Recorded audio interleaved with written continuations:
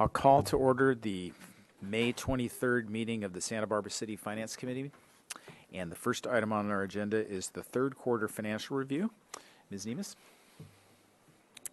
Thank you, Mr. Chair, committee members. I am Julie Nemes. I'm the Treasury Manager for the Finance Department, and I'm here today with Ms. Tomaszewski. It's all right.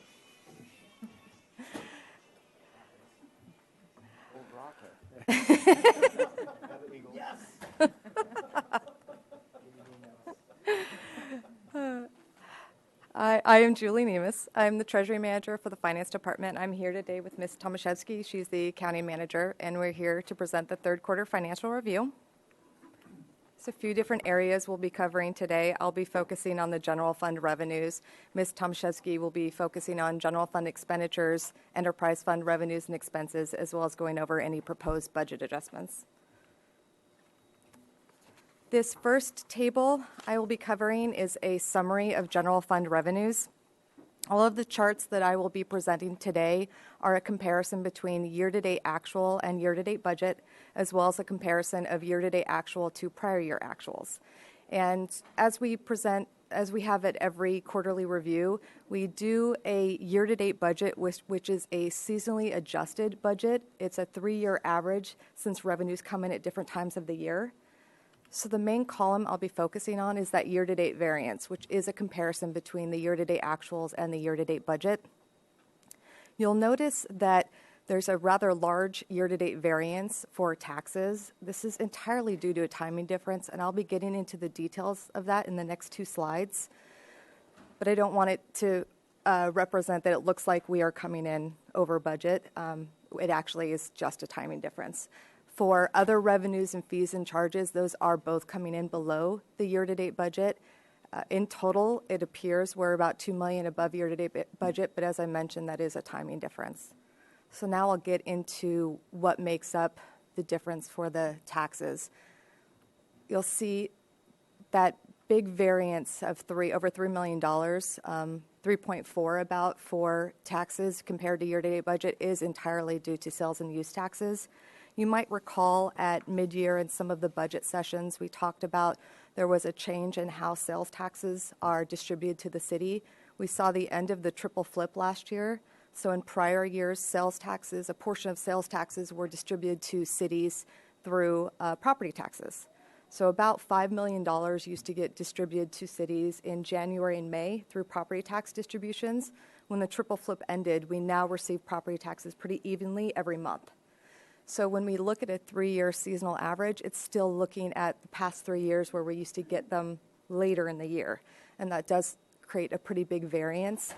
That makes about $1.8 million of that variance is because we've received more as of 3/31 than we would have in prior years. We would have waited and gotten that in May. That makes up about $1.8 million of the variance. The other part of that variance is $2.7 million we received in August. And that was due to the state at the end of the triple flip. They needed to do a true-up calculation for all of the years the triple flip was being provided to cities, and we received that final true-up. It was included in our accruals for the prior year, so it's nothing additional money we received. It's just on a cash basis. We got that money in August. So it's 2.7 plus 1.8, about 4.5 million is really just a timing difference on cash. So that more than covers that variance and actually takes us negative for sales and use taxes. Sorry about the long explanation, but it's a little complicated. Moving on to utility users taxes, we are seeing utility users taxes continue to perform below budget. It is also performing below the prior year. We continue to see trends such as cable customers moving away from cable to other types of video services such as online streaming. Also traditional telephone landline services. People are now moving to prepaid cellular, moving away from traditional cellular to prepaid cellular. The other big difference we're seeing here is electric. We saw some pretty significant impacts to electric this year for credits. We think it's a one-time impact for credits that the state allowed customers to use this year for several years. They were able to, in 1 year, collect and use credits. So we think it's a one-time impact. We did just recently receive the April returns, and they were back to a positive growth. So we think it's passed. We think we'll now see electric back into a positive growth rate, but we'll have to wait and see. The next is transient occupancy tax. It is performing below the year-to-date budget of about $275,000. We do anticipate it to continue to perform below budget by year-end of about $800,000. This is due to the growth of hotels not performing as well as we anticipated. Growth has been around 2.5%, and our growth rate we anticipated to be more around 5-6% with new hotels coming online. We did anticipate an impact from vacation rental enforcement, but it has been a bigger impact than we originally anticipated in the budget. Moving on to, this is actually a representation of the original chart I provided to you, the general fund revenue summary. And what I did was put in that one-time, those two impacts from the sales taxes. I wanted to give a better representation of where we stand overall for general fund revenues if we take out those two impacts to sales taxes. So originally we saw a year-to-date variance for taxes to the good of about $3.4 million. However, I now have taken the 2.7 for the end of the triple flip that we received, the 1.8 of additional revenues we've received to date that we normally would not have received till May. This results in a revised year-to-date variance of 1.1 below year-to-date budget for taxes, and the other revenues and fees and charges have remained the same as we saw on the first slide. This results in a total for all general fund revenues, $2.4 million below year-to-date budget.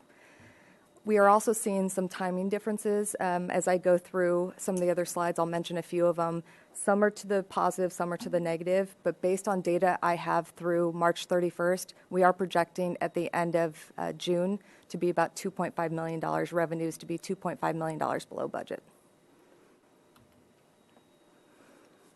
This next chart is detail on other revenues.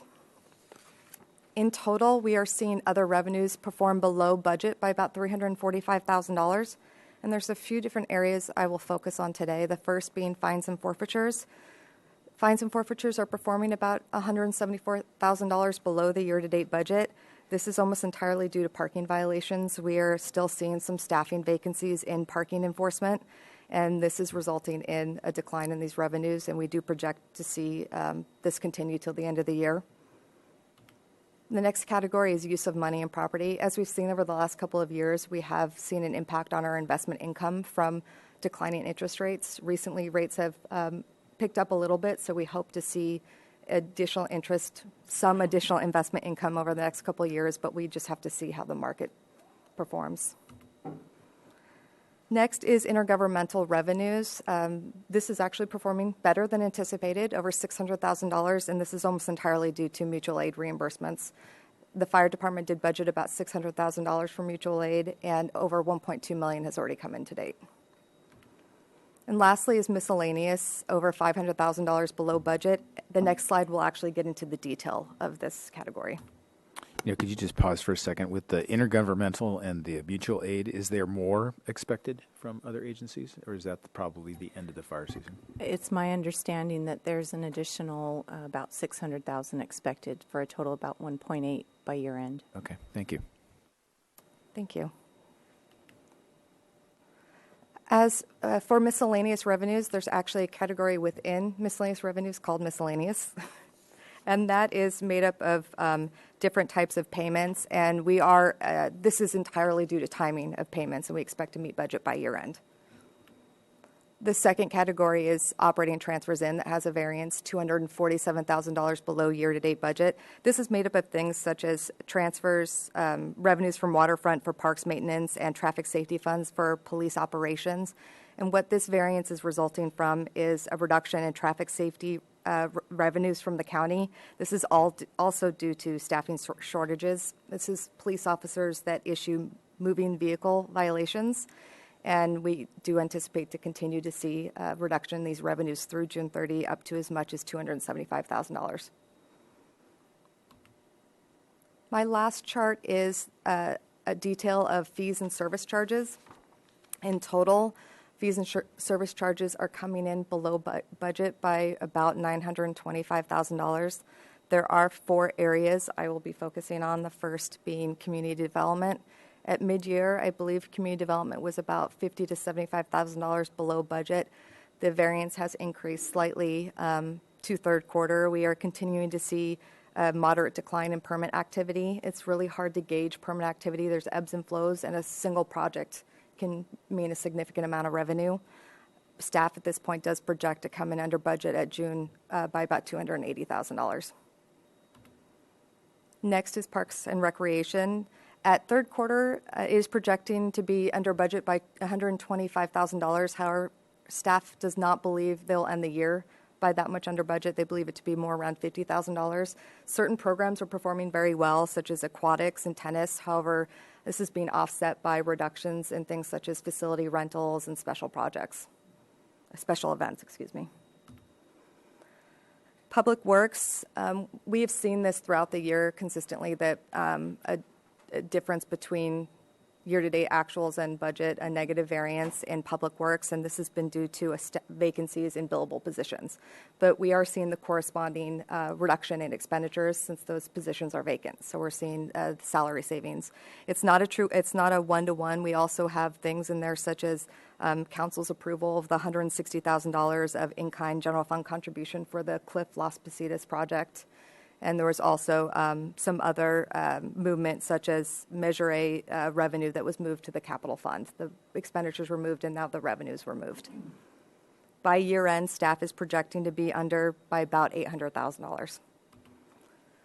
The last item I will be covering is library. It is over budget at third quarter. However, this is entirely due to a timing difference in the county per capita contribution. As of March, the entire contribution has been received of $750,000, whereas in prior years it wasn't always received by March. And library staff does believe they'll meet budget by year end. And this was everything I was planning on covering today, but I'm happy to answer any questions before I pass it off to Ms. Tomaszewski. Thank you, Ms. Nemes. Are there questions? Councilmember Dominguez? So this last chart, the general fund fees and service charges, so the 927,451, just so I make sure that's the same in fees and charges at 927,450, the year-to-date variance on slide 6. Correct. So that's part of the $2.4 million variance we are That at is now. correct. So what's your predicted end of the fiscal year variance? In total, about $2.5 million. So it's only going to grow a tiny bit in the fourth quarter? That is, based on the information I have through March 31st, we're projecting $2.5 million. We've received some data just in the last couple of days that has actually been positive, such as UUT. They came in for electric. And so we think some of that will offset some that we're projecting to be down. Thank you. Any other questions? I had one question about the TOT revenue. You mentioned that the vacation rental revenue was less than what you had anticipated, but I thought we were budgeting zero. When we originally adopted the budget for fiscal year 17, we had originally planned for a 3-year phase-out of vacation rental revenue. And so we did not, as of January through June, we did not originally budget 100% loss of that revenue. I believe it was about a 40%, 50% loss of it. We thought it would take longer for us to get through all of the enforcement.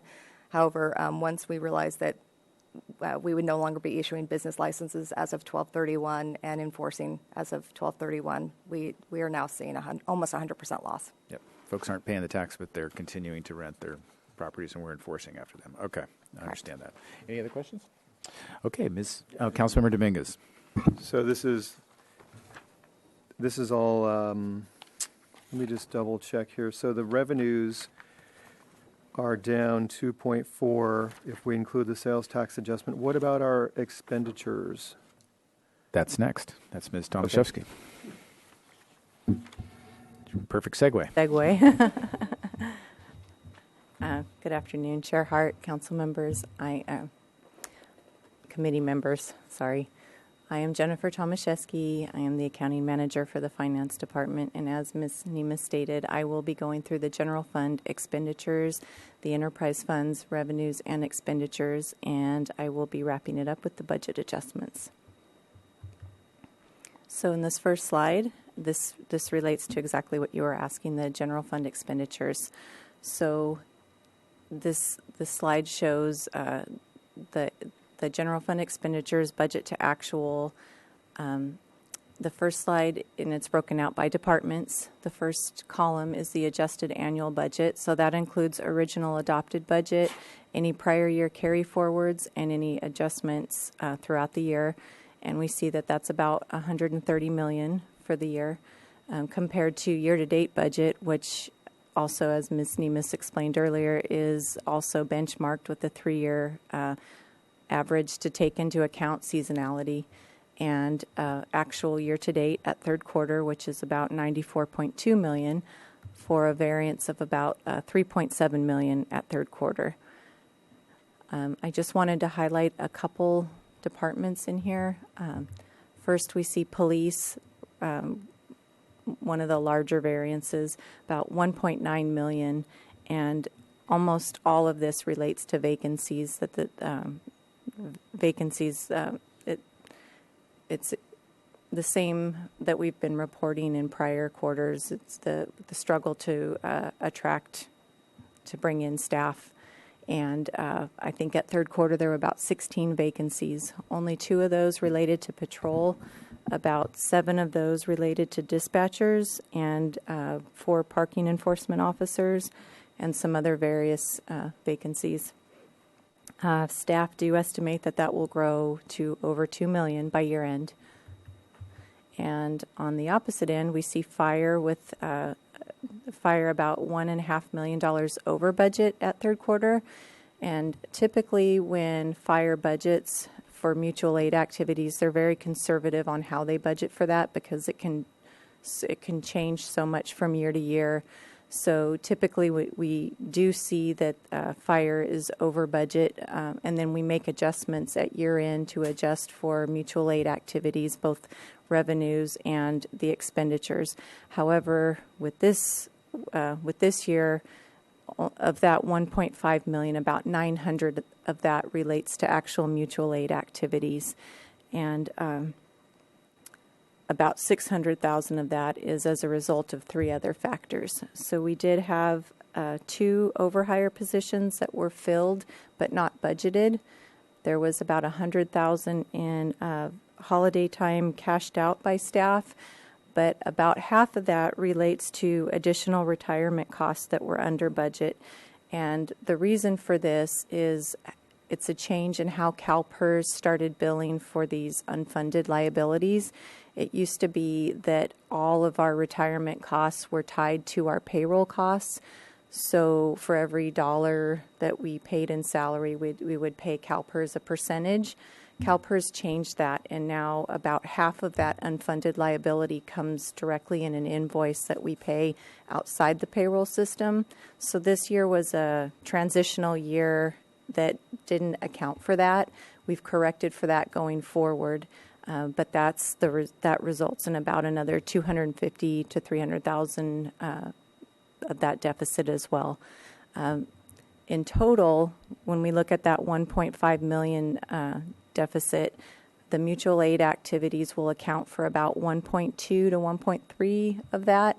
So at fourth quarter, staff will be coming back with a recommendation for the difference and how to fund that. So again, I didn't want to go through all the other whoops, sorry about that. I didn't want to go through all the other individual departments, but basically we're seeing salary savings across the board. So administrative services, public works, parks, library, community development, they're all showing savings due to these vacancies. And again, so just to recap again, at third quarter, we see about 3.7 million of savings. Of that, about 2.8 is encumbered. However, we have rough projections. We think we're going to come in about 4 million to 4.7 million savings by year end. So that more than offsets the reduction in revenues for the general fund. Any questions with that before I move on? Thank you for that report. Any questions? Okay, no. Councilmember Dominguez? So where would the 4 million number fit into the chart? Would Well- that be just the full four quarters? Because what this variance is comparing is budget to date. At fourth quarter, we'll be looking at the full year. So when you account for the encumbrances, you almost have to remove the encumbrances and look at, you know, the budget to actual for the full year. So That would be the final column, the variance with encumbrance? no, that's only at third quarter. So Okay. at fourth quarter, it'll look very different.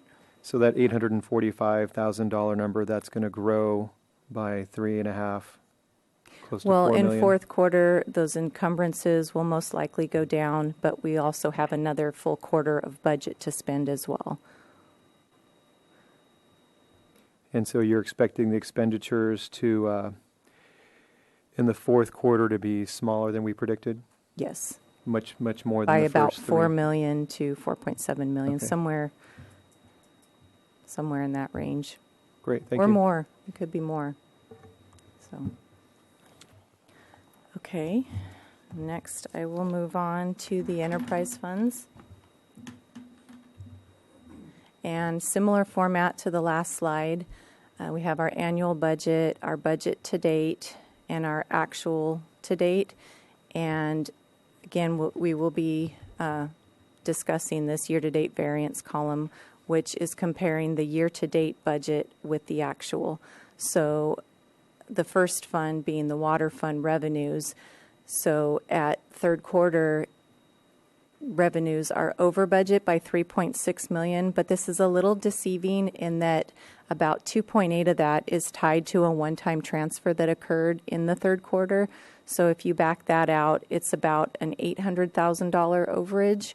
And really that's comprised of, it comes from a refund from the CCRB, or the Kachuma Conservation Release Board, and about half of that is connected to increased buy-in and tap fees due to new development in Upper State Street. I did want to point out that the metered water sales at mid-year, and I believe during the budget process, staff had anticipated that metered water sales would end the year about 2.5 to 3 million below budget, but that estimate has now changed. Staff now believe that they will hit their $45 million budget by year end for metered water sales. More accurate meter reading has resulted in part of this 5-year plan to replace about 24,000 meters. They've replaced to date about 14,000 of those, and that's resulted in much higher measured water sales and less system losses as compared to the rate model. So because of that, they're anticipating that they will hit their budget for water sales. For year end, the estimate will be about 1.5 million over budget by year end, but this relates to those refunds and some reimbursements from a joint powers agreement, as well as the increased buy-in and tap fees. On the expenditure side, we see a savings of about 4.2 million. The majority of this relates to savings in professional service contracts for the desalination facility, and about a million of that is due to reduced chemical and landscape costs, and a little less than $500,000 due to salary savings from vacancies in water operations as well. Staff anticipate that this could grow to 6-7 million by year end. And I just wanted to quickly reference wastewater. Wastewater is below budget on the expenditure side by almost $1 million at mid-year, and this is actually a combination of several items. There's some savings and vacancies here as well. Some maintenance and equipment repair that were budgeted are actually now being rolled into the CIP program, so that's a substantial portion of the savings there. And operations and maintenance engineer was temporarily reassigned, so no longer charging to wastewater, I believe, for the rest of the year. And then lastly, there are some waste disposal costs there's some savings there as well, as with the use of a lighter polymer, there's less disposal of waste. And then one other fund I wanted to point out was the golf fund. So the golf fund at third quarter had revenues below budget by about $292,000. About $192,000 of that is related to lower golf rounds, and this is as a result of the weather events over the winter months. And the remainder of that is due to the timing of a general fund loan that happens at year end. Staff estimate that revenues will end the year about $215,000 below budget, which is flat in comparison to last year. And then on the expenses side, we see expenses are below budget, year-to-date budget by about $191,000. And as you are aware, the city entered into a contract with the new management company effective this year. Because of that, there's a 1-month delay in our reimbursements to them. So at third quarter, there's only 8 months of expenses as opposed to 9 months. And then there's also additional savings due to the reduced contributions to the general fund for staff that were able to be placed into existing positions. Staff estimate savings in excess of revenue shortfalls by approximately $100,000 at year end. Now that's all. Those are the only highlights I had for the enterprise funds. Do you have any questions on any of these before I move on? Members of the committee? Nope. Please go ahead. Okay. Now, lastly, I will be going. There's, I think, 6 slides for the budget adjustments. But in order to save time, and rather than hitting each individual budget adjustment, I'm only going to highlight a few of these. But I would be happy to answer any questions if you have any questions on those that I don't review. On this first slide, I just wanted to point out the library and police department are recommending using salary savings to fund library equipment fund, or a transfer to the library equipment fund and the SNAP program. And there's more information in the packets on each of these, but I'm just, in order to save time, going to kind of go through these a little quickly. On this next slide, this is another fairly routine adjustment. Park staff recommend increasing the estimated revenues and appropriations for 4 of their programs. And the last adjustment on here is the other half of the slide, or the adjustment on the previous slide. And on this slide, I just wanted to point out there's 2 budget adjustments for the state's or the streets grants capital fund, and this is a request to increase grant revenues and estimated and appropriations for 2 projects that are funded through the Highway Safety Improvement Program. I think that's right. Highway Safety Improvement Program. And this is for the design phase of these 2 projects. Staff will be bringing these back to council when they're ready for the construction phase.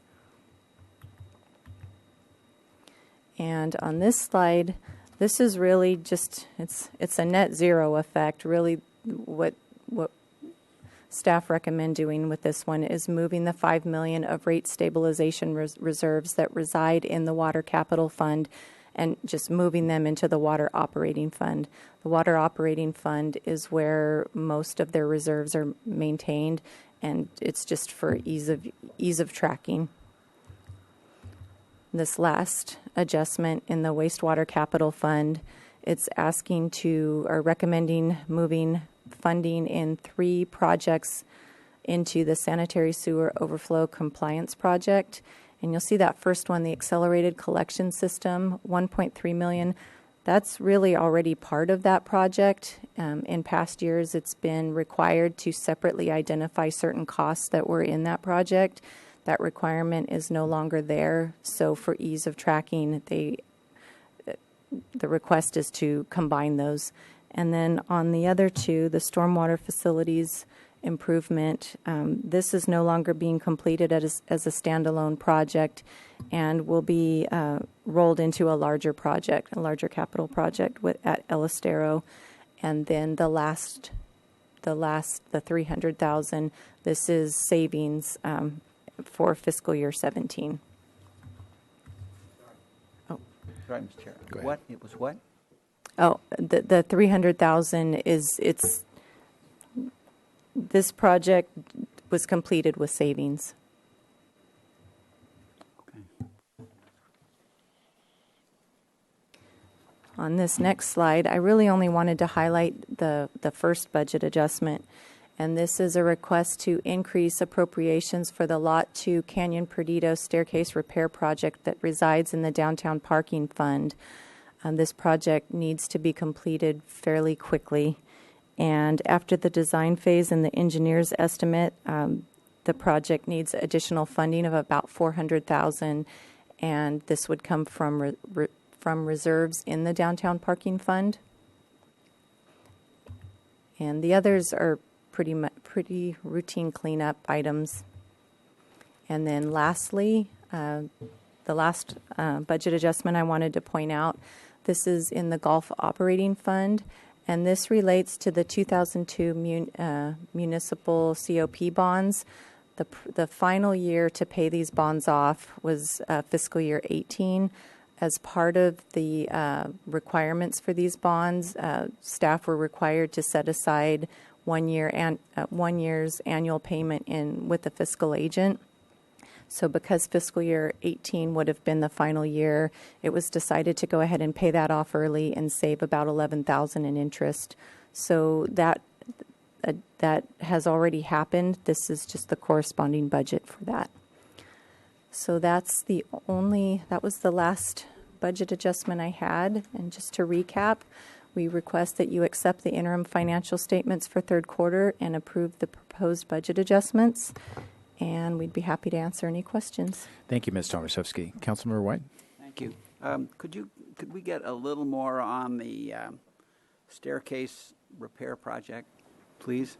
Just how big? What's the total cost of that project? Just what does it entail? Anyway.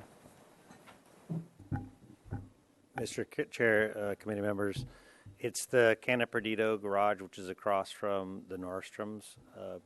Oh, that one, okay. Yeah, on Canyon Perdido. And this is very similar to, you might recall, the Ortega garage had a similar staircase malfunction in terms of longevity. It's the liquids that are getting into the iron and then rusting it out. It's primarily urine.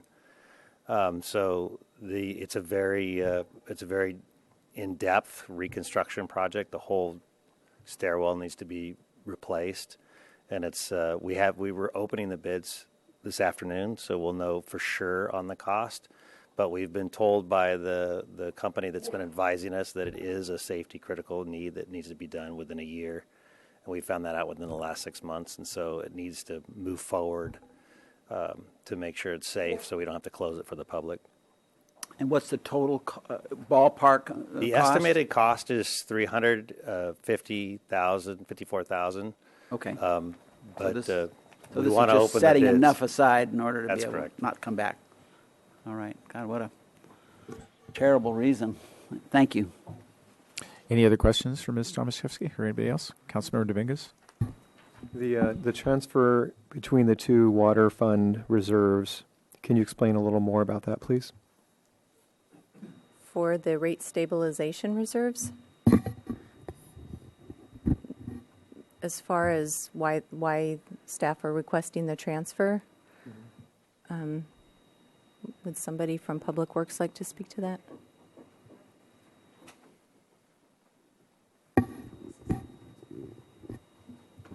Mr. Chair, committee members, Malcolm Hamilton, Administrative Analyst in the Water Resources Division. Really, it's just a good housekeeping here. We have our reserves split between two funds, so for us, we'd like to move the reserves, the rate stabilization reserve, the $5 million there, into our operating fund and make it easier to report on. So what's the policy for each one of these reserve accounts? Well, we have a rate stabilization reserve, which can be used as a one-time inflow for revenue to help with debt coverage. requirements, but I'd like to defer to finance staff to explain the other requirements. So in about 5 minutes, we'll be covering reserves and reserve policies. Okay, I'll shelve this question until then. And I just wanted to clarify, it's not to use the 5 million, it's just to move the reserve. It'll still be maintained in a reserve. Okay, any other questions? Is there anybody from the public that wants to speak about just this specific item?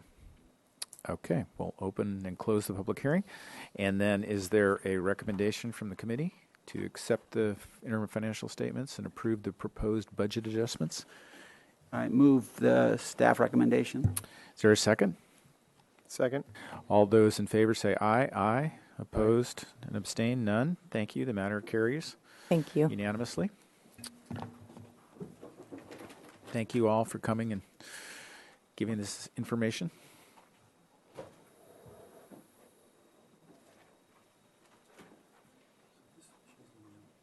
Yes. Okay. For investment. Okay.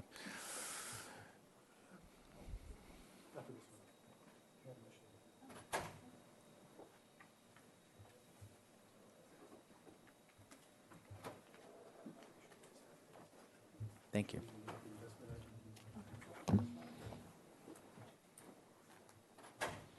Mr. Samari, are you introducing this item?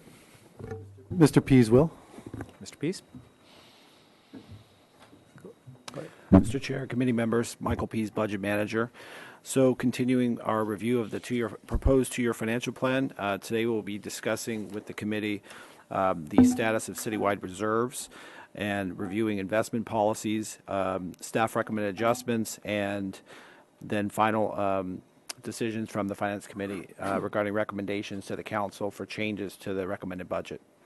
So kicking that off, we'll start off with the status of citywide reserves with Mr. Smario. Thank you, Mr. Chair, members of the committee. I think it was one of the budget meetings recently where there was some discussion about reserves and a desire to me to look at citywide reserves and policies, so we thought we'd go through this for the committee. So I am going to give you some background on the reserve policies themselves. So I'm assuming there's interest in that, and then at the end I'll show you what the reserves are citywide. So again, background, we and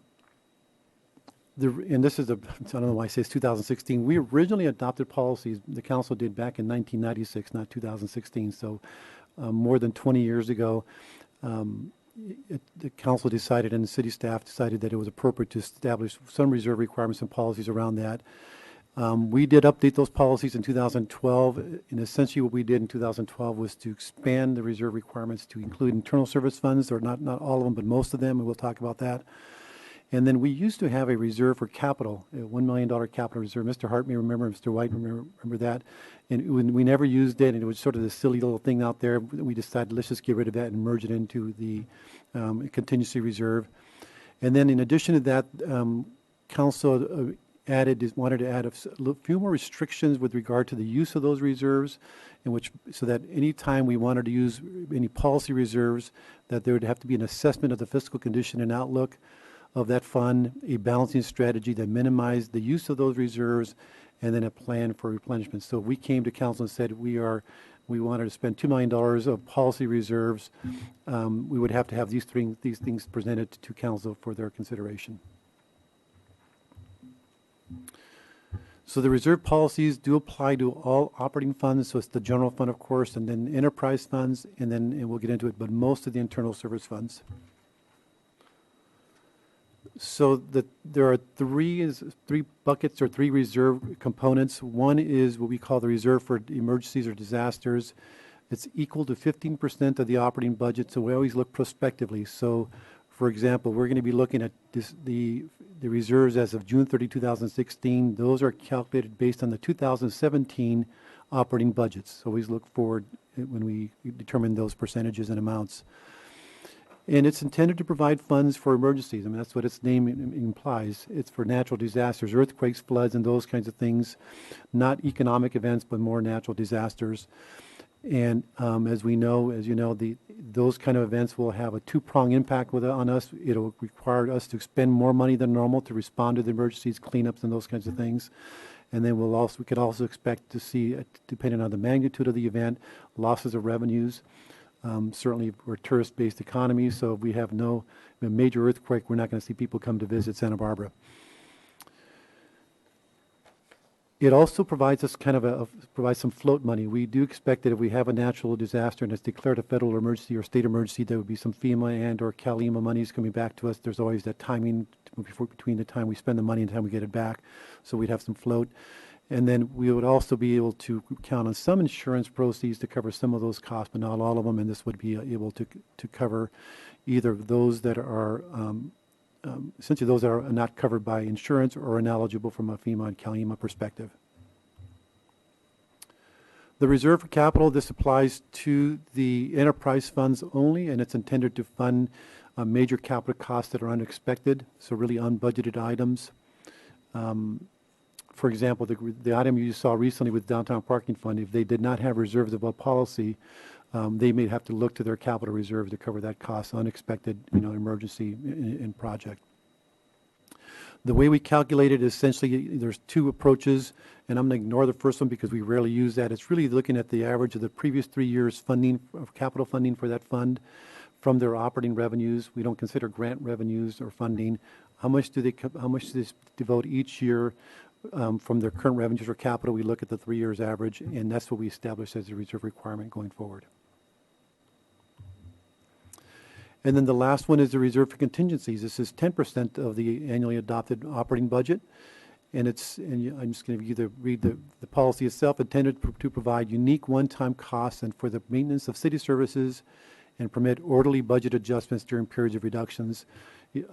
Back in 2008 and 9, when we had the major recession and the major impact on revenues, we had a $10 million deficit we were dealing with, and we approached it with the three-pronged solutions. One is through reductions in staffing, concessions, and then one of the last things we did was to, on a sporadic basis, use some of those contingency reserves to help us minimize impacts to services and disruption to the community.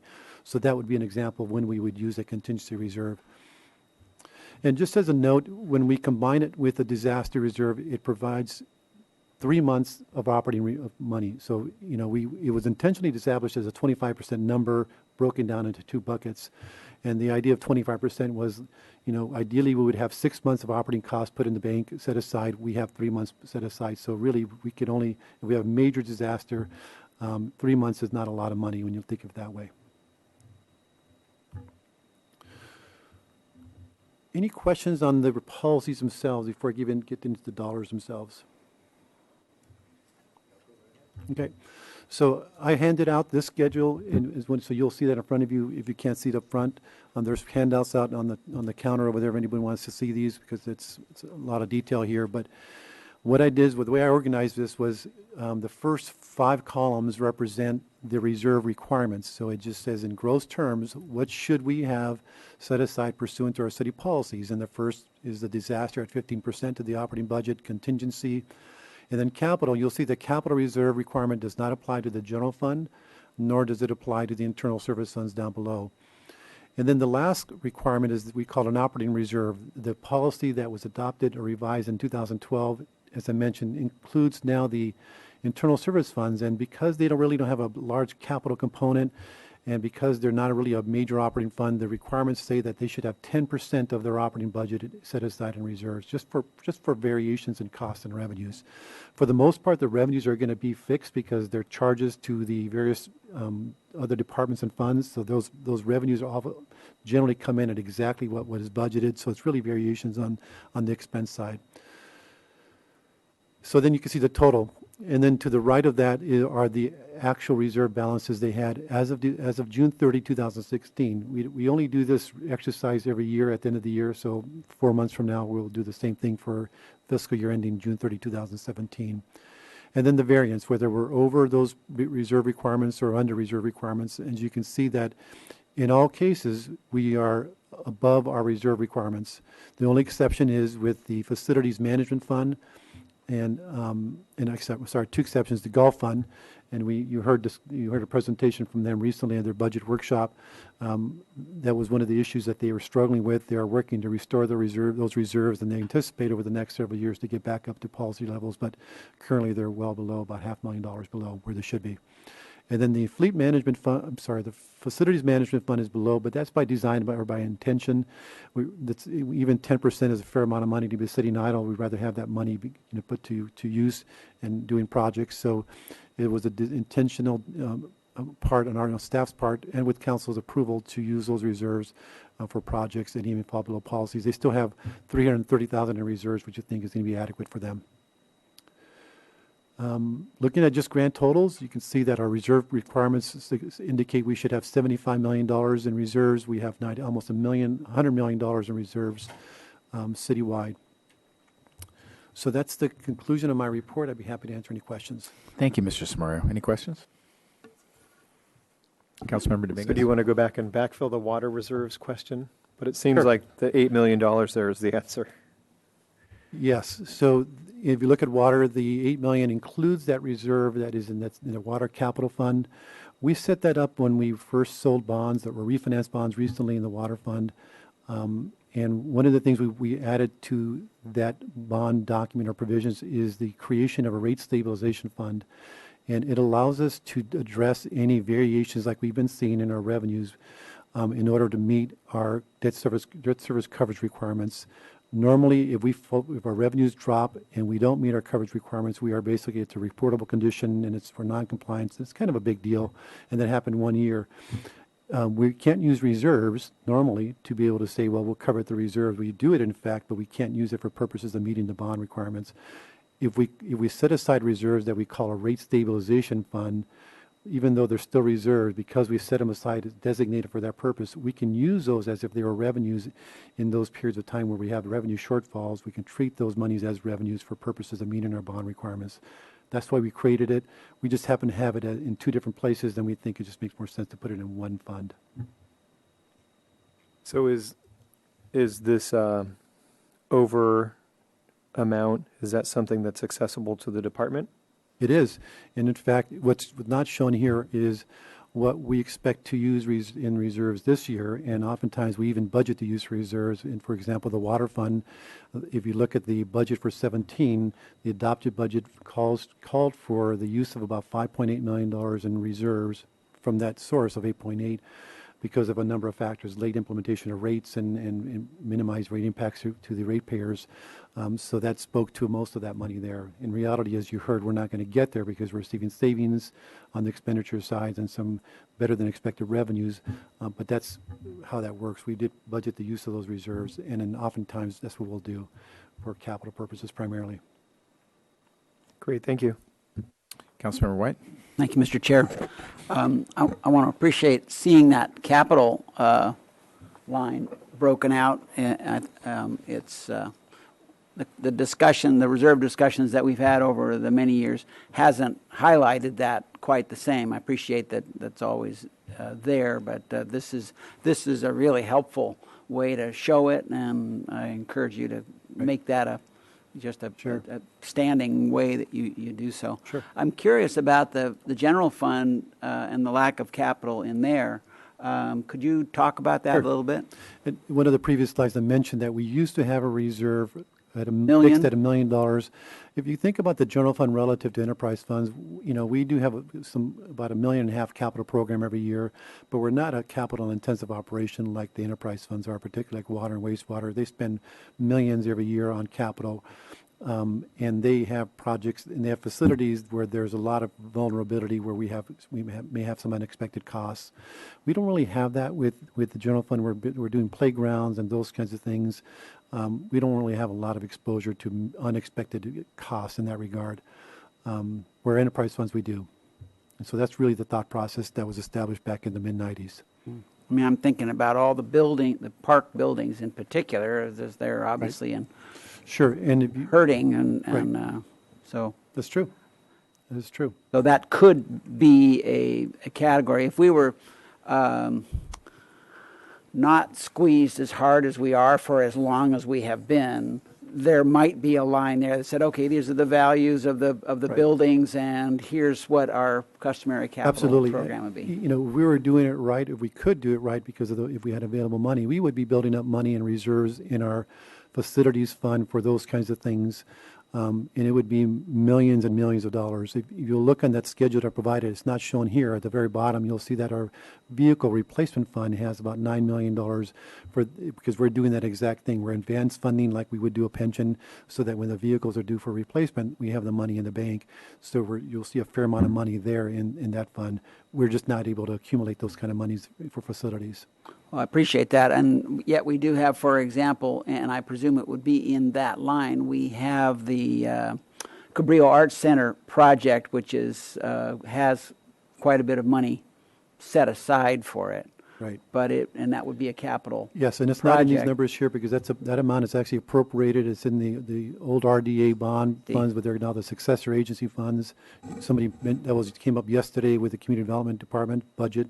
What was that $9 million for? That was the successor agency monies that are appropriated, the non-reserves are appropriated for Cabrillo Arts. No, I appreciate that. That's a good point. Anyway, that's an area where, in the best of worlds, we'd have a line item in there that would be that capital reserve, and and maybe that with if all the good things happen in the next 6 months with vis-a-vis a sales tax increase, that might start to be the opportunity to look at that line and start to define it, because it is important for everybody to know that we have these wonderful assets and we have these liabilities that go with those in the form of repair and replacement and maintenance requirements. So hopefully that will be something that'll be a part of a future conversation. It'd be a good news Thank you, Mr. conversation. Chair. Councilmember Dominguez.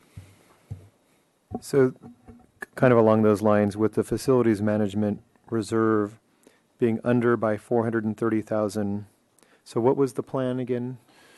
And Ms. Bjork can speak to this, or somebody else, or Mike Wiltshire, but I think, again, it was intentional to, rather than sit on $760,000 on reserves, we don't see a lot of fluctuation in that operation, so we thought it'd make more sense to spend down some of that money for some important projects. And I'm not sure Mike could speak to that. Mr. Wiltshire. Chair Hart, committee members, my name is Mike Wiltshire, facilities manager for the city. The intent here was that the total program encompasses a number of things. The energy program, the capital program is only a small portion of that, so holding reserves for things like paying utility bills, custodial services, that sort of thing didn't really make a whole lot of sense, and that money would just kind of sit there instead of putting it towards useful capital projects. So if I'm remembering correctly, the last number we heard was 1.3 million was the annual facilities maintenance. I think that was moving forward what we expect to be paying. Yeah, that would be our backlog for just building maintenance, but also for capital renewal, like the replacement of facilities on kind of a 50-year scale. Every facility needs to go through a major upgrade or major renovation. There's no money budgeted for that.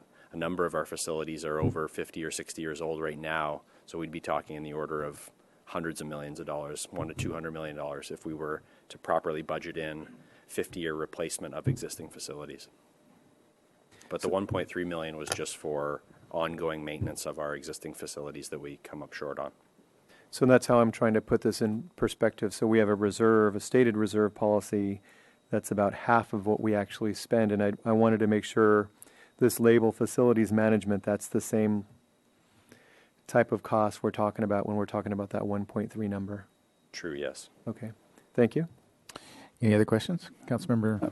May I make a kind of an analogous comment about that as with the general fund, where I know this facilities management area has been one that I've watched grow in importance and in stature over the last 8 years. And it's been always sort of pushing a little bit more, trying to push a little more money that way year by year as its success has proven out. We're just having it organized, and they really are doing a good job of sort of triaging the various needs, and there are more needs than there are ability to fix it. But in an ideal environment, there would be that reserve. That program itself would have its policy amount of money behind it. When things get terrible or something terrible happens, we have that opportunity. So this is one of the most, I think it's been one of the most efficient programs that has grown over the last, let's say, 5-6 years. And again, perhaps in that eventuality when we are the whole city is properly funded, that would have its due reserve as well, because we want buildings maintained in down times as well. So those are just those two areas. Yes, okay, we're in some transitions here, but and I agree with the decision making, but in the long term, it would be better to have the appropriate reserves there. Couldn't agree more. Anything else for anybody on the committee? Is there anybody in the public who'd like to speak to this specific item? Okay, seeing no one, we'll close the hearing. Any other additional comments? So, Mr. Chair.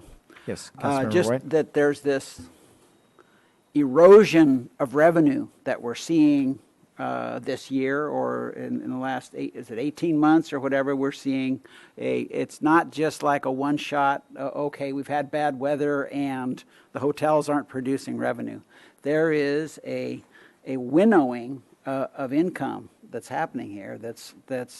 I know that everybody is attuned to it, but I'm sort of putting it out, saying it out loud, certainly asking for staff's feedback on that. But just overall, we're not hitting our benchmarks on a variety of the income areas, and that's just a reality that we're needing to deal with and will be needing to deal with year in and year out, and not just borrowing from reserves in order to cover it. This is something that is concerning, and something that we need to be tuned into so that we're not overspending as we go forward. It's taken a lot of years. We had the crash to sort of dunk us in ice water at a certain point, but after that, there's been pretty good tightening up and just maintaining controls, and it seems to me that we're just seeing one more 16th of a turn here that we should pay attention to. And I know, again, staff is definitely raising the flags on that, but just as the folks sitting here, it's a responsibility for us to respond soberly to that erosion. Councilmember Dominguez. Thanks. One more, the information technology. So there's a pretty big overage. Then I noticed there's also an information tech cap fund reserve. What is the information tech cap? So like a lot of our funds, for a lot of our operating funds, we have a capital component to that. The information technology fund manages all the infrastructure, networks, routers and the like, as well as just the computer, the desktop computer systems. They have a separate fund where they transfer monies over in order to accumulate, just like we do with vehicles, to accumulate for the eventual replacement of computers and as well as the infrastructure. So they have a separate fund where they're building those monies up, which is separate from the reserve requirements. They don't have a capital reserve requirement per se. They just have a 10% operating reserve requirement, which is the $313,000. They have more as appropriate because they're building up reserves for these things that come up in the future. So that excess they have here as a 16 is from savings that they're going to be transferring over to the capital fund. In fact, we've already done that in this current year. It will add to their capital reserve balance that we maintain separately. What is the goal, or what level are they trying to get to with the IT reserves? Yeah, it's not a dollar amount. It's based on needs. So what they do is they develop a 10-year replacement plan, and they see how much they're going to need over that 10-year period. Again, things don't get replaced every year. Some things are 5-year, 10-year lives. So they plan accordingly, and they just come up with a strategy with their rates as to how to make sure they get there and have adequate funding each year for those requirements. Do you know where we are in the 10-year cycle? It's a rolling 10-year cycle, but no, I don't know where we're at with that. Okay, thank you. Okay, well, that I think covers that item. Thanks you for the comments from everybody.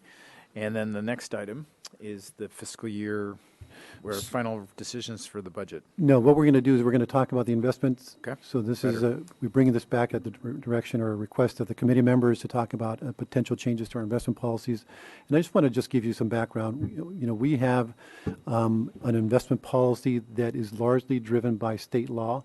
State law has evolved over time, and it always evolves when the bad things happen, but it's very restrictive.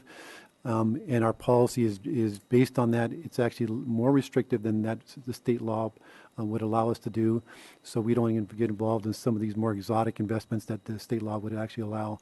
But our approach and our policy says that we have to invest in things that where we're not risking the principal, so we hold things to maturity. We don't invest like in equities, like stocks and the like. We, for the most part, are investing in Treasury securities, securities that are considered federal agency securities like Freddie Mac's and Fannie Mae's and the like. They're not technically government securities, but they're quasi-government securities. We invest in a state pool called LAIF. If you're familiar with that, Local Agency Investment Fund. That's like we actually park a fair amount of money in there. And then they manage that portfolio. For us, it's just sort of like a checking account. We can draw money down almost as needed every month, and we deposit money there. But it's liquid money for us. And then we do invest in what we call corporate securities, corporate notes. And we have the ability to invest up to 30% of our portfolio in corporate notes. We currently have somewhere around 5-6% of our investments in corporate notes. Within that, we have Wells Fargo as one of those corporate securities. The others are Toyota Credit Motor Corp. How's that called? Toyota Motor Credit Corp. And then we have, I think, Berkshire Hathaway in there in that corporate category. But it's only $10 million that we have in corporates. We also have CDs that we invest through banks in CDs. We limit ourselves to $250,000 because that's what's insured under federal FDIC. So they're much smaller investments versus the $1 or $2 million investments we might make in corporates or the agency or treasuries. So today we have about $170 million in investments, of which almost half of that is in between federal agency and U.S. Treasuries. We have about 40% or almost 40% in LAIF, so a fair amount of money. It's about $50 million in LAIF. We needed a lot of liquidity lately. And then we have some money in the CDs, as I mentioned, about $15 million, and somewhere around $10 million or $15 million just cash we're holding with Union Bank. One of the CDs that has become an issue is with Goldman Sachs, so that we have a $250,000 CD with Goldman Sachs. So the issues that have been raised are around Union Bank, with whom we have a CD, Goldman Sachs, and then the Wells Fargo security that we own at $2 million. We purchased that about just a few weeks or a month before some of the issues came down with the fraud issues and other things, apart from some of the other social issues. So that's kind of the background of our investments. We make decisions, or at least consider spending money every day, or at least they're for sure weekly, and we do things fairly quickly. We don't spend a lot of time researching. We know what our parameters are. We work with established brokers who know what our policy says. So we get offers every day based on what our policy allows for and what our needs are. They know our portfolio, where we need to have some needs. And they make offers or make decisions anywhere from an hour to 15 minutes. We make a decision whether to pull the trigger, and it moves that quickly, because if we don't, then somebody else is going to buy it, particularly if it's an attractive piece of paper. Today there was Ms. Nemes wanted to buy something, and we just needed a quick decision to spend $2 million. We don't have time to spend hours to research it. I will mention something also that Ms. Nemes brought to my attention, was in that LAIF holding $15 million of our assets or money. Again, they invest in things just like we would. They're subject to state law, but they're still investing in corporates and all those other things and CDs where we don't have control over those decisions. So that's the background, and we're here really to hear your thoughts and where you'd like us to go, and we can then come back with some suggestions around that. Okay. Well, thank you very much for setting the stage like that. Anyone have any comments up here before we hear from the public? Go ahead, Councilmember White. Thank you, Mr. Chair. Well, this is an area where I think that the city can weigh in on appropriate investments. One of the areas that I think however, is important to look at is a given company and it's the corporate piece of this that really, I suppose, is what the discussion is about. We're not going to sort of say, well, the state of Kansas is off limits kind of thing, but at least on the corporate side. Companies can change in evident character while we're invested in it. I mean, this is an area where we could buy the debt of a bank, and that bank, and Wells Fargo would be an example where that's one of the premier banks in the world. And lo and behold, a year later, the news comes out that they're creating bogus accounts. Well, what do we do with that? So I think to the extent that we can invest eyes open and aware of are we going to be buying Chick-fil-A debt at this point? Perhaps not, but and that consideration is warranted here, I think. But I do have concerns about buying and selling instruments and the costs involved in that. Is an area where I'm going to be interested to hear what my colleagues have to say. Are we dumping things on the short notice, or because we're disagreeing with policies, and then the company reforms 6 months later, and then it's back on track? How do we manage that? So I'm a believer in eyes wide open, conscientious, socially conscious investing going in, and knowing that the longest that we put money invest money for is 5 years. That is it. So we're not into stuff for the long haul, but I don't want to be incurring a lot of costs getting in and getting out of investments. So. Thank you for that. Councilmember Dominguez, do you have anything? I have similar thoughts. What are the costs and benefits of certain policies and certain investments? But at this point, I want to hear the comments from our public, and then I'll respond after that. I know we have folks who have done a lot of research on this already, so this will be very helpful to the conversation. So with that, let's just take public comment, and I've got a nice list here. If there's anybody else that wants to speak that didn't get a chance to fill this out, or if there's any particular order that you folks had thought about in advance, otherwise I'll just start at the top of the list, if that's okay. Laura? Okay, and then at the end, we can just come up and we'll get your names. So the first person I have is Lauren Mendel. Yeah, please just come on up to the microphone, and I think it's on, so go right ahead. We don't have formal time limits, but we're trying to get to memorial for Mr. Tobes at 2 o'clock, so we'd love to keep that in mind.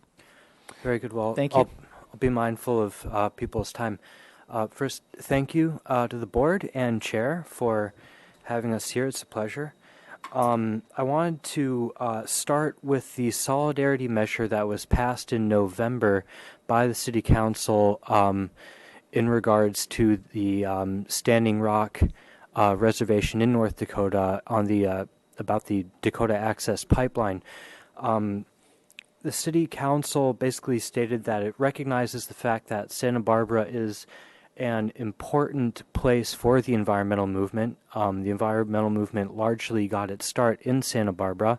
It recognized a couple of oil spills and troubles that we've had there. 1969 was the main one, an historical one, and as recently as 2015, we've also had issues with oil spills here. In that solidarity measure, the City Council recognized that our fate and our lot is tied in with those of communities elsewhere, especially here in the United States.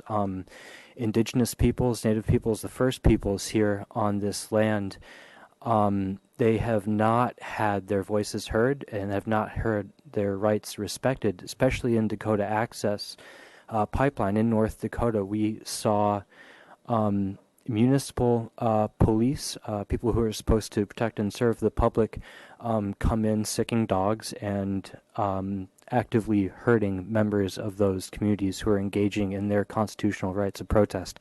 Right now, the city currently has invested, though short term, 5 years the limit, a $2 million note with Wells Fargo. We've got about $4 million with Union Bank, owned by Tokyo Mitsubishi. Tokyo Mitsubishi is directly supplying loans to the building of the pipeline, whereas the Wells Fargo and Goldman Sachs, the other two banks I'll be talking about here, are supplying monies and loans to the parent companies, which is Energy Transfer. So here we can see a direct line of funds for unsavory purposes. And if we look at the mission statement of the city's investment policy, I think we can make a pretty good argument that allowing banks like Goldman Sachs, Wells Fargo, and Tokyo Mitsubishi to use the city's funds to build oil pipelines, especially where people's constitutional rights are being infringed on and their drinking water is put at risk, is in direct conflict with the mission statement. So real quick, just the mission statement is in the policy of the city to invest funds in a public manner, in a manner that will provide maximum security comes first. Maximum security comes before adequate liquidity and sufficient yield while meeting the daily cash flow needs of the city. So security is what I would really like to focus on, and I know that we're all concerned about that. There's concerns with security in the dwindling of funds, and Santa Barbara is, as we heard today, a tourist economy. So if climate change continues, and we know that it will, and we know that it is real, what is our status as a destination? How is that going to be affected? It's not going to be good in the long run.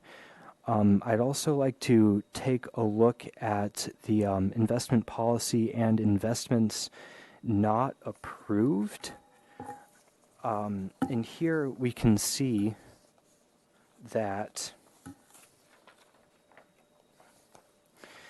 investments not approved include collateralized mortgage obligations, mortgage pass-through securities, reverse purchase agreements used as a leveraging vehicle, exotic derivative structures, yada, yada, yada. And these are all things that Goldman Sachs got us all into a lot of trouble in 2008. And before that, and there have not been sufficient safeguards put in place to make sure that the financial institution does not engage in such practices again. So instituting a socially responsible investment policy would safeguard against the city's funds being used directly against us in terms of making the world more insecure as far as the environment goes, as far as our tourist economy goes, and certainly in ways that it goes directly against the investment policy that has already been adapted. Now, a little bit more on sustainable, responsible investment policies. The Forum for Sustainable and Responsible Investment has, in their 2016 report, stated that 1 out of every $5 as of the end of 2015, I imagine this may have gone up, under professional management in the United States is already invested using socially responsible investment strategies. This amounts to about $8.72 trillion.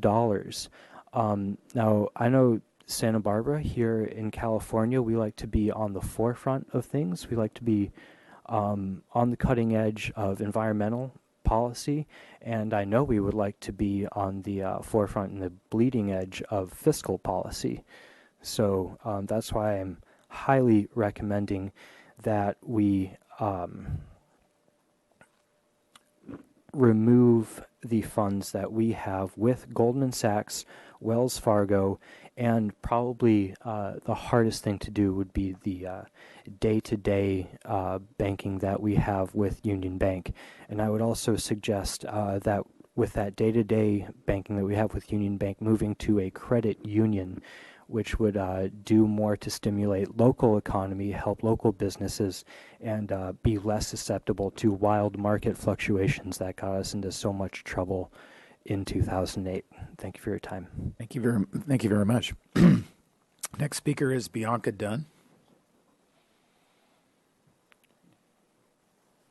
Hi, my name is Bianca Dunn. I am an undergraduate student at UC Santa Barbara, and I'm studying microbiology. And today I'm here with this group standing up for Indigenous rights, standing up for ending construction of the Dakota Access Pipeline, and as a whole, ending fossil fuel industry expansion.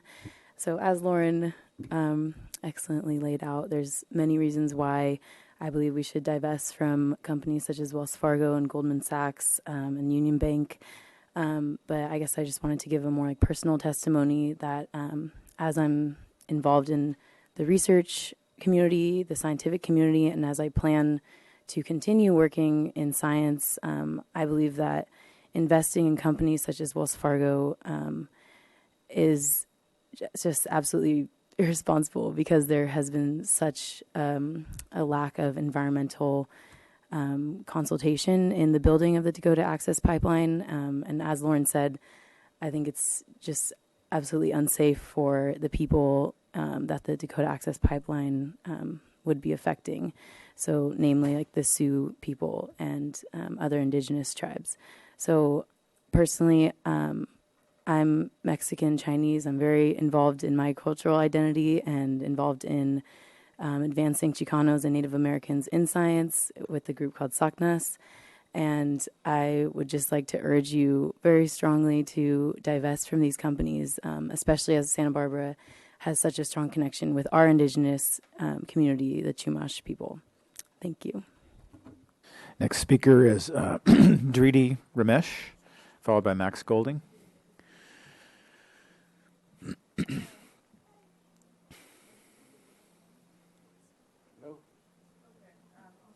Okay, Max Golding, followed by Emiliano Capabello.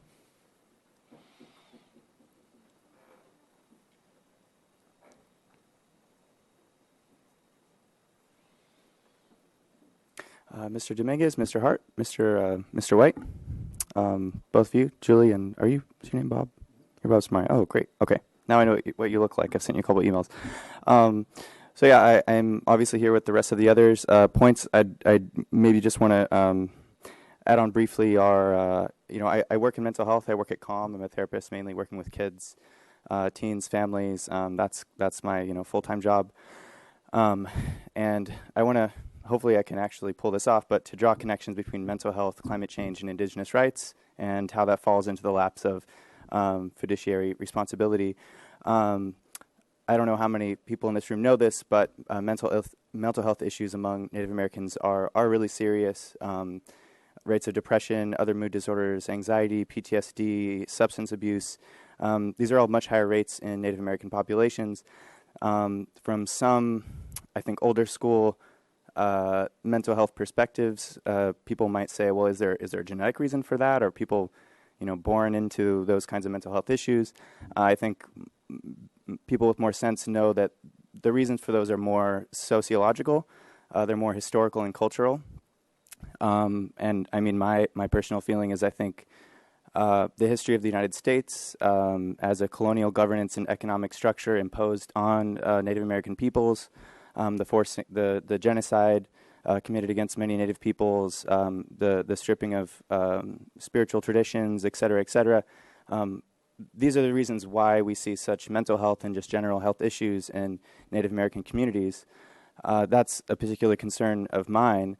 We know on June 6th, we're going to be considering, the city will be looking at the 100% by 2030 policy.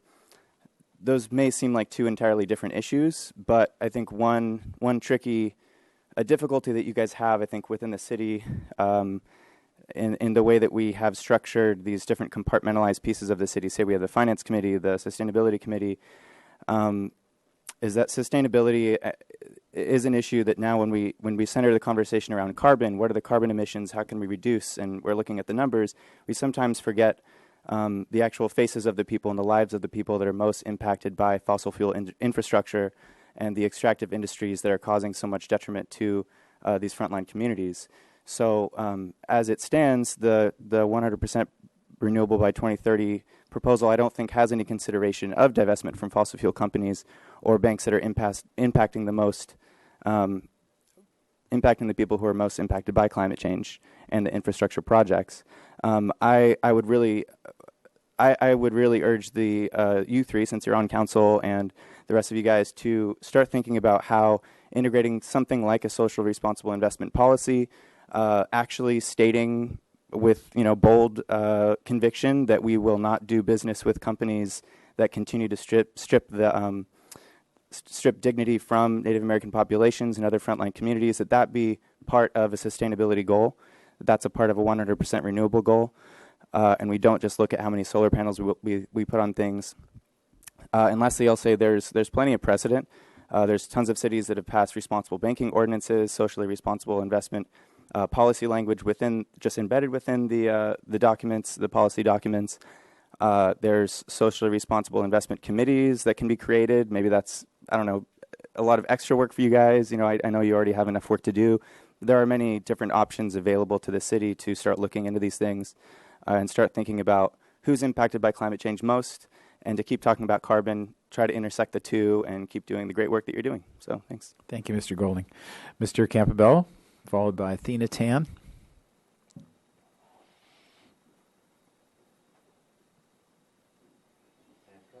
Yes, to come up. Oh, you're going to. Oh, thank you. Appreciate that. Thank you. Hello, thank you all for being here, and I really appreciate this role of responsibility that you've each stepped up and taken for our financial future of our city, taking this time to really help guide the direction of our financial well-being. And I really appreciate also the amazing advisors that you have in your council here. I have sage for you too. This is sacred white sage. Here's a plant of blessing, of purification that we use to pray and cleanse our minds, bodies, and hearts. And very often so that we can help have clear minds and good hearts for the decisions that we make. So this is my small offering to you from our land here. I don't want to repeat so many of these beautiful comments that were made here, but one thing that I do want to recognize that myself, Max, I believe Lauren, also another esteemed speaker here that will be coming up, Barbara Lopez, local Barbareño Chumash elder. We're here also in conjunction with the Santa Barbara Standing Rock Coalition, bringing the indigenous voice forward in protection of human rights and of the environment. Regarding the investments, the divestment from these different institutions that have been mentioned of our city funds, and also the Union Bank, where we have our funds positioned, invested, but it's also just a running balance that they're able to use until we transfer from payroll or use for city's costs. There is a quality of the profits that are made that is directly connected to the type of investment. And we've seen it throughout history, how there have been different regimes that have been invested in different kinds of activities, whether it's blood diamonds, whether it's child labor, whether it's other kind of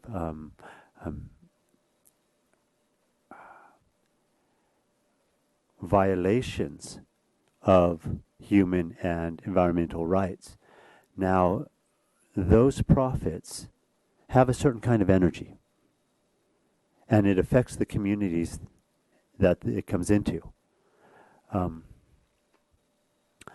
I again I'm going to say I am very proud of our community and the people here and what I've been hearing here.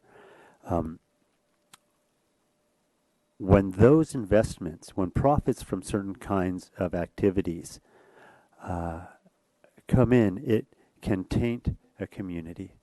It can taint the projects that are then come forth from them.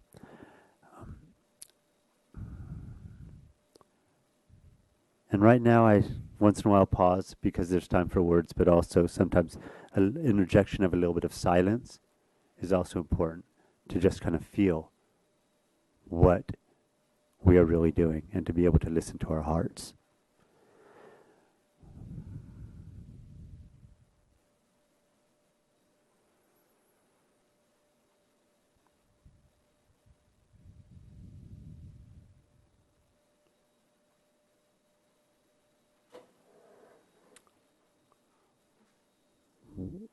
When we tell these institutions that we are not going to support their current activities, I had been banking with Wells Fargo for 18 years.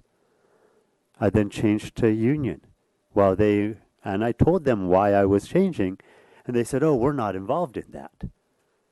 Later on, I find out that they are.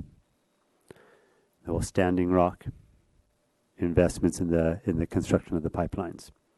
When we don't know what our money is doing, we can't really be responsible. But once we become conscious of it, then we can make a choice. And that's the point that we're at right now. So as you were saying, Mr. White, our investment policies, the characters of different corporations change. And this is how, I believe in a trickle-up theory, not trickle-down. And if we as communities, Santa Barbara, other communities around the country, around the world, we're sending a message right now. U.S. Bank just pulled out as funding any of these projects. ING Bank in the Netherlands pulled out. There's some momentum here. And we can be really powerful in sending a message to these institutions to change their actual policies so that whether people know or don't know what they are doing, they recognize that their bottom line is being affected by what they're doing. Because right now it's a system of institutionalized corruption where they can make $10 billion on activities, Mitsubishi Tokyo, funding regimes that the United States has sanctions against. They paid $500 million in fines over the last 3 years. That's still good business for them. They still made $9.5 billion. So this is where there needs to be a shift, and it's not going to come from the top. These corporations and institutions are set up with having their fiscal responsibility to their investors being the priority.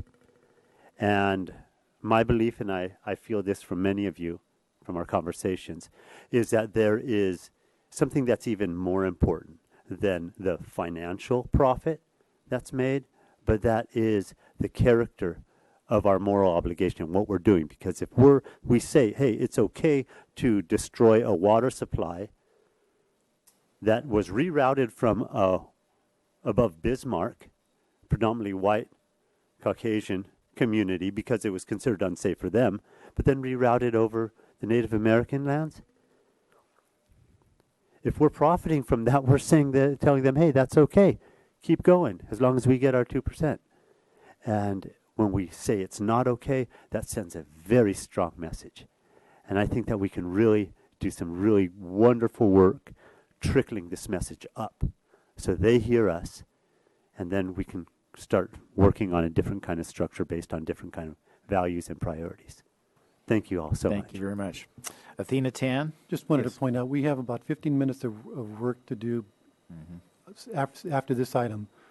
So we're going to need some decisions from the committee on several items. We need about 15 minutes. Time is short. If folks Yes. can be as brief as possible, we'd really appreciate it. So particularly given many people have made the points I think you're trying to make. So Athena Tan versus and then Barbara Lopez.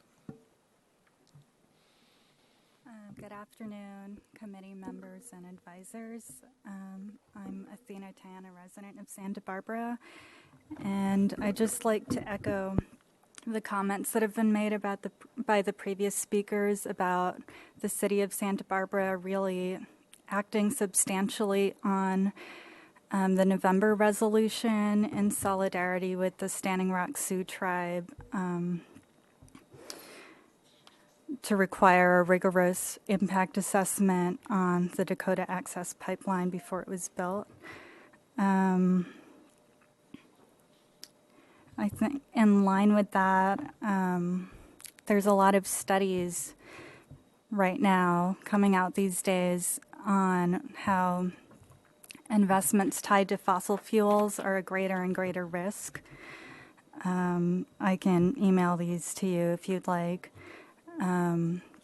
You have reputed companies like Moody's and BlackRock advising investors to be aware of climate change in the way they make their investments because, economically speaking, as people adjust the responses to climate change, we're looking at fossil fuel reserves that are essentially becoming valueless assets because we're tapping them less and less with the future of our planet in mind. So I think it's important to take into account that, in turn, holding on to investments in institutions like Wells Fargo, Goldman Sachs, and Union Bank of Tokyo Mitsubishi is also risky, and that divesting from those companies is an important way to put pressure on them to act in the direction that other corporations like U.S. Bank are already going in. But also I want to say on a personal level that I'm from the Philippines. I was born and raised there and moved here when I was almost an adult. It's a poor country that's heavily impacted by climate change, but has very little capacity to do anything about it in the world. So I feel like it's a great privilege to be able to have this conversation with you today about things that you can directly do about climate change. And I feel like it's a great privilege for you all to be in the position to make these decisions that have such far-ranging impact. So I hope you will very seriously consider divesting in Wells Fargo, Goldman Sachs, and Union Bank, and developing a socially responsible investment policy so that that action carries on into long-term practices, and that could be your legacy to the future of Santa Barbara and our planet. Thank you very much. Barbara Lopez, followed by Sharon Brownette.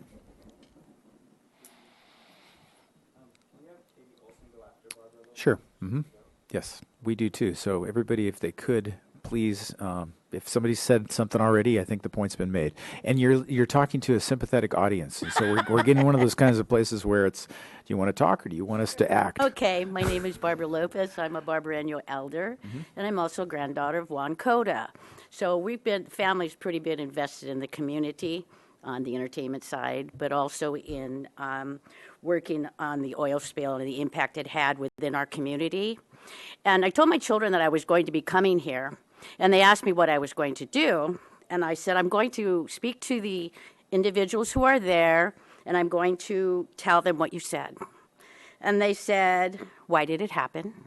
On the oil spill. This is what we're talking about. Environments, too, because we're always walking outside and breathing air. And I always told them that when I lived in Los Angeles, I could see the smog.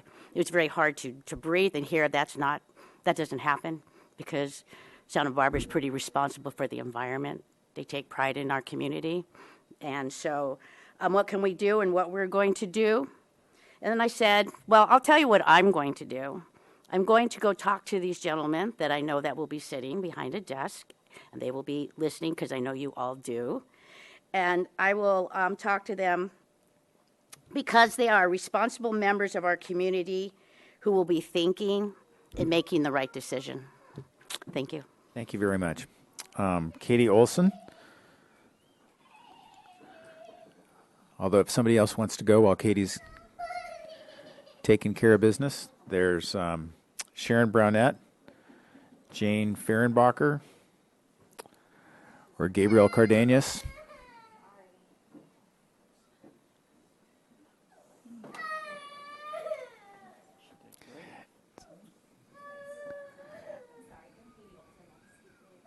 Okay. Maybe the excitement of coming to the microphone will change the whole dynamic.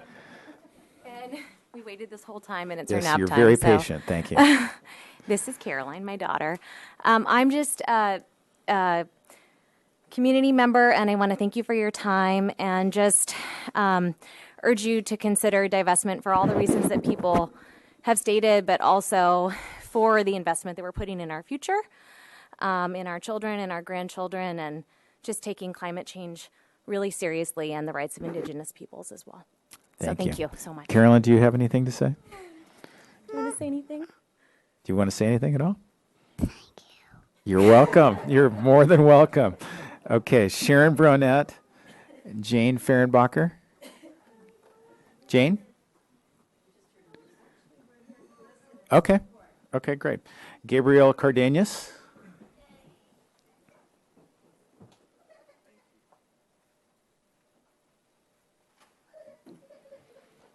Hello. Hello. My name is Gabriel Cardenas. I'm here to just briefly discuss divesting from these corporations that do involve themselves in human rights violations. It is very unfortunate that the people that are currently right now being violated by the clothes that we wear, by the cars that we drive, by the fuel that we fill our cars with, cannot be present in this room. They are not present because they are predominantly left out of these spaces. So I am here representing them the best that I can, and I know the people here are representing them the best that they can. I think that in order to divest, we have to really think critically of who we are as human beings and what we are operating under this capitalist society and this neoliberal society. And really, there's a big issue going on nowadays, especially with the new administration giving tax breaks to the rich, right, and continuing these elite profiteering that's going on, that has been continuously be going on, and that us U.S. citizens thrive off of. It has been able to give me the life that I have had and be very privileged to stand before you all, but at the same time, it has killed various other souls, and that is why I say I think it's important for us to divest. I think it's important for us to think critically of new modes of renewable resources. I know Santa Barbara, again, as some people have said, has been at the forefront for a lot of climate resistance, climate reformation. Right now, we are at 410 parts per million of CO2, carbon dioxide in the air, which is a direct effect of human-induced activities upon this planet, whether you believe in climate change or not. Since the Industrial Revolution, that's what's been going on, and we have been dramatically increasing that number. Climate scientists will say that we need to stay under 440 parts per million CO2 dioxide in the air, and or below 2 degrees Celsius. So in order to do that, which we're going to reach regardless, we need to think critically and change our modes and behavior about how we operate in this world.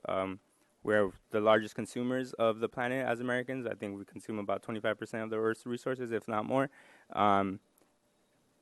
Just a bunch of statistics, right? So basically, I'm here to encourage you all to think about your role in future generations, and how you can work better and best with the community that is here, and keep reading. Thank you very much. That's all the names that I have. I know there's a couple other people that did want to speak. If there really is something compelling that hasn't been said, please come up quick. We're running out of time. Hi, I'll be fast. Thank you, council members, staff. I just want to say that it's important, and I think we've heard about the social aspect of it, but in moving forward, we wouldn't be reinventing the wheel. We shouldn't be scared that some sort of catastrophic economic impact would be incurred if we made a decision in line with what a lot of that has been said. A lot of jurisdictions have been stepping forward and doing this. So I would just really reiterate that I think pathway forward would be adopting a socially responsible investment policy, ethical investment policy that would then kind of guide us forward. So, you know, we don't have to be having these discussions over and over again every time, you know, we learn something new about a lot of these companies. So it's, yeah, I think it's imperative that we just realize it's not out of the norm that there are ways forward. Thank you very much. All right, with that, we'll bring it back to the committee. Is there one more person? Oh, yes, go right ahead. Sorry. Hi, my name is Jeremy Rourke. I'd also like to encourage the council to be in support of divestment. I believe, you know, it's hard to argue that the most important thing of our country, the thing that makes us the strongest, is the people, the communities we live in, and to not recognize the impacts that certain ventures have on the people, on the communities we live in, is certainly a travesty, I would say. So I'd encourage you to support divestment from this perspective as well. Thank you very much. Okay, comments from the members of the committee. Councilmember Dominguez? So I want to thank you all for your comments. I want to encourage you to stay involved not only with this committee and this issue, but just all the related issues. They're tough issues. They're expensive issues because the solutions are out there. They're just expensive, and they end up, particularly in municipal finance, costing a lot of money to the people who are least able to afford it. So you're going to see a lot of fees going up and taxes going up, and they tend to be regressive. They impact the working class the most. They force the working class to have to commute longer, which impacts the environment. It's a lot of bad cycles. Last week, I think I saw several of you at Amy Goodman's talk at Casa de la Raza, and the night before I was at Naomi Klein and heard a lot of the same messages. So it's out there, and people are talking about it. So I'm definitely in support of a socially responsible investment policy. When I was in college, we were divesting from South Africa, and it was a big movement, and it was successful. So to the extent we can influence policy, I think it's certainly worth our time and energy to do that. So I'm going to be in support of that. My background is as a civil rights, human rights, and environmental lawyer. I worked for farm workers doing advocacy around the state on an environmental justice program. And the environment is something that, as someone alluded, impacts everyone, and it has a local root, pollution. So we have to do what we can locally and hope the impact is global. So thank you. Councilmember White? Thank you, Mr. Chair. And I, too, want to thank you for taking time out of your lives to come down here and participate in this conversation. What might be a way to move this forward is to, I would think that, as Mr. Samario talked about, when these decisions are made to invest, they're made on a fairly much spot basis. Money is available to be invested in. We want to be able to move forward without having to go through some kind of vetting process each time. So how do we do that? Is there I'm imagining, I mean, I've followed the socially responsible investing activities myself, and see that as there are mutual funds and so forth that do that. Well, what kind of filters are there for our staff to have as basically it's some kind of template, I would imagine. I mean, these are a list of the institutions that are either on or off the list kind of thing. That may be something to look into, and at least that gives again our staff the ability to be able to act quickly and surely. Here's the guidelines or the advisors or however we want to frame it, and I'm imagining we'd get information back from staff on that. Anyway, that policy's in place that's been set by council and then staff, and which we have already on security and all these other issues, so that the socially responsible piece would not be it needs to be simple, effective, and clear for our staff to be able to enact. And I do support us investigating that and moving forward with it. Well, it's great to hear unanimity from all the members of the committee, because I agree, and I think the details are the next step. And so I think at this point, just getting strong direction from members of the committee to have you look at the specific, how we implement this and bring that back. We don't have time, I don't think, today to get into this, but you're getting the clear direction from everybody up here that we'd like to pursue this. We'll come back sometime in middle or late June with this, if that's okay. Okay. Thank you very much. And thank you all for coming and taking your time and being patient and listening to the other informational items. Thank you. So the last item on the agenda is final decisions for recommendation to council about the upcoming budget. Mr. Pease? Thank you, Chair Hart, committee members. I'll be as brief as possible given our limited time. So today we're here for final decisions from the committee on all the topics the committee's heard over the last month. And so I will begin by going through the staff recommended adjustments that staff has received some new information through the process, including review by Finance Committee, and have come up with a few staff recommended adjustments. They're fairly routine, nothing of terrible significance. I'll just be brief. There's also the information in your packets as well. The first item is in the General Fund Community Development Department. This as a result of the feedback from Finance Committee 2 weeks ago at the review of General Fund fees. As mentioned at the committee council presentation yesterday, Community Development is now bringing forward a 3% increase, an additional 1% increase to their land development fees. So that'll be an $8,900 increase to revenue and appropriations in the general fund to support development-related services. The second item is in the miscellaneous grants fund, and due to new information from Parks and Recreation, a new agreement between the Unified School District and the city for after-school programming, the AOK program. There's been a reduction in that program at the Franklin Elementary site due to a new pilot program that will be operated by the principal at that location.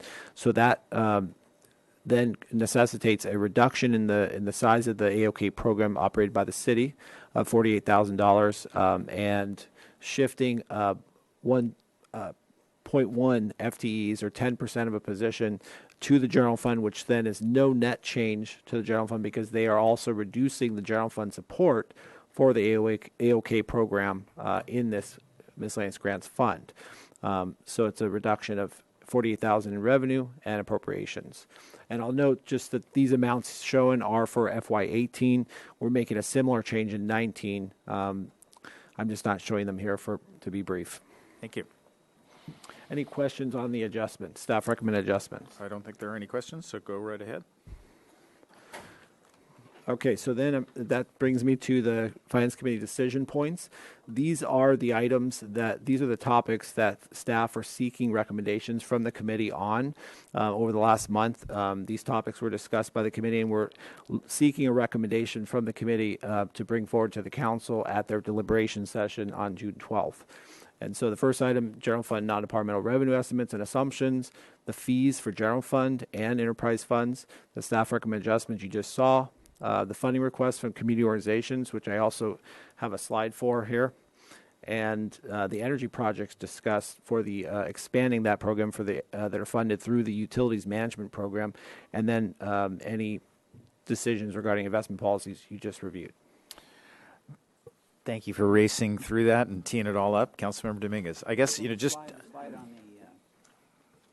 the request from community organizations. You want to include that as well? Okay. I'm going to presume that committee members don't have any questions or comments about the first three bullet points, and that we just really need to talk about funding requests from community organizations and the energy projects. We already talked about the investment policy. So but if I'm you could just, wrong about that. just carve those out right now, the first three bullets, and just give a recommendation or Unless support. somebody else has something else. Councilmember Dominguez, did you have anything about those first three bullets? Nope. Okay. Then let's talk about the requests from community organizations. Anybody have any recommendations? I was going to move the staff recommendation for these three organizations. Yeah, and there is no staff recommendation here other than to say that we did include funding for the request from PATH for the continuation of funding for them. We don't have funding, and we have no recommendation for the latter two. The only thing we might want to note is that with regard to the third item, the request from the Housing Trust, we think it might be appropriate for them to work with our housing staff, Sue Gray and staff. There might be another way to kind of get to this rather than looking to the general fund. If it's the desire of the committee and council to provide them money, that there might be another way around that. So I would recommend that. So my motion would be to recommend these three amounts to the council. Okay. With that caveat, perhaps, that Mr. Samario And what, suggested? I'm sorry, I'd be more. These three. Okay, but you're talking about, the path is already in the budget. Are you proposing the increase then of the Central Coast Collaborative? You're Correct. supporting The that 9123, Okay. and then the 25,000 from the Housing Trust Fund. And then and where's the housing? We don't know where that money is going to come from, though, right? General fund. Or Mr. Samario suggested that the staff works together as to create potentially a third way that would be different than that. I can't support that 25,000 coming out of the general fund on that last item. So, I mean, if there's something that can happen over in the housing area, that they will be coming to us, I presume, with a strategy, fine. But I don't think it's a general fund project. Maybe Sue Gray could just quickly comment about that item.